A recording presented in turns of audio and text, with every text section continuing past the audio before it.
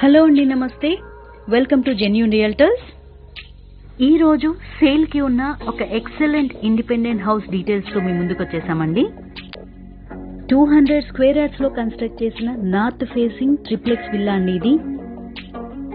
house elevation design చాలా మోడర్న్గా బ్యూటిఫుల్గా